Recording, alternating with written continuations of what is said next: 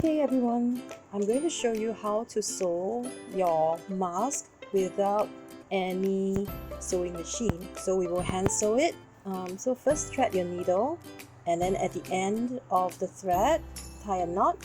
So you can already see that I tied a small knot here, and we are going to start sewing this curved edge here.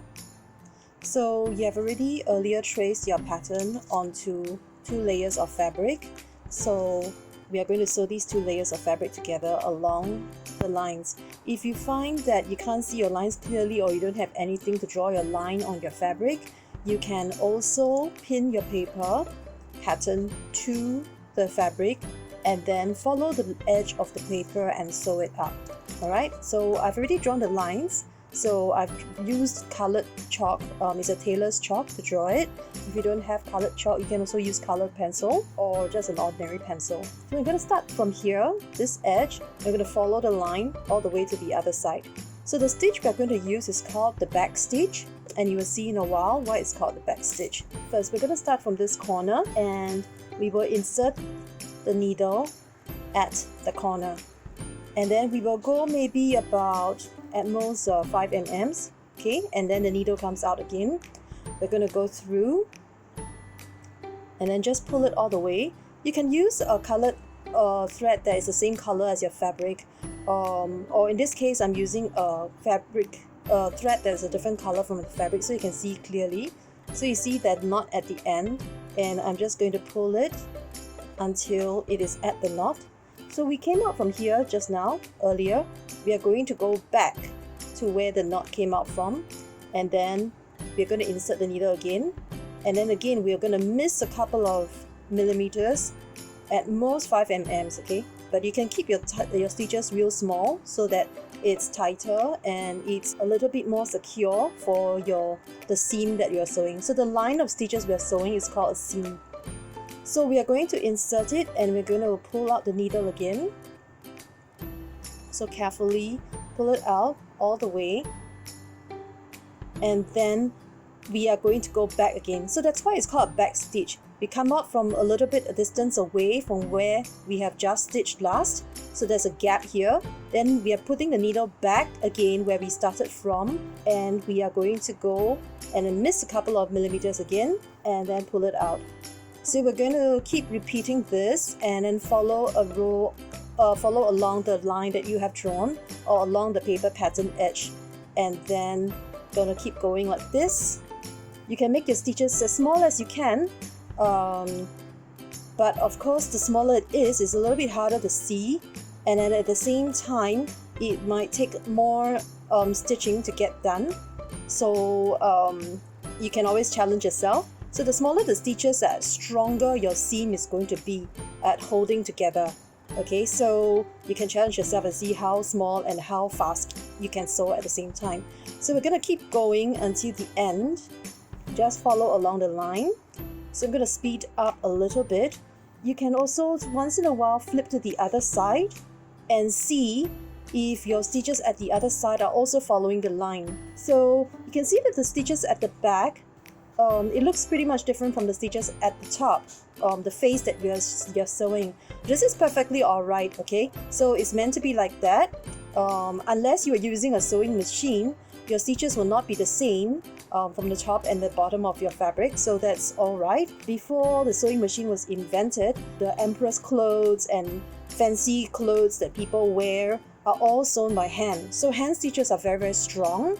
They can be very accurate because you can sew in very tight spaces and really follow very closely to the pattern you want. So it's more secure than if you are using a sewing machine and you're not very familiar with a sewing machine. So it could be a little bit frustrating if you don't quite know how to use a sewing machine yet. So as you see that earlier I pinned the fabric along the line with some needles. So if you don't have needles, you can use safety pins, or maybe you can think of what else can you use. Maybe you can use clips, like this kind of clips that you use to clip your papers together. And maybe you can think also what you have around your home that you can use instead of pins if you do not have pins. Can you see that even after a short time you have already sewn like about half of it? So it's pretty quick, and if you're sewing a kid size mask, it wouldn't take that long anyway. Perhaps it might take even a shorter period of time than if you were trying to use a sewing machine if you're unfamiliar with a sewing machine. Okay, so if you didn't sew it properly, you may have to redo it again and then unpick again and redo again. So you might find that sewing with your hands and with needle, you can have a little bit better control. You can do it at the pace that you want as well. Maybe that's a better way for you right now, especially when you can't exactly run out and buying a sewing machine right now, right? We are already at close to the end of the row. So once we come to the end of the row, we can watch out for where is the last stitch going to rest. So we are just going to rest it exactly at the corner, or you can go a little bit beyond the corner, okay, of where the line here and the line here meets. So I'm just going to stop at the corner. So this is the last back stitch, and then for the last stitch, I'm actually just going to go in. I'm going to come out just a little bit beyond the final stitch where the last stitch that I made. So I'm just going to make the last back stitch, and it's going to be a very tiny one. I'm going to go in, and then this is where I'm going to show you how to tie the knot at the end.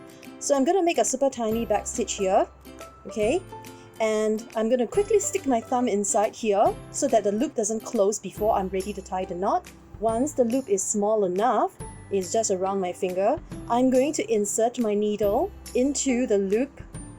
Don't pull it tight yet. I'm going to insert the needle through the loop a second time, and then I am very carefully going to pull this until it is tightened up. You can use your thumb to help you.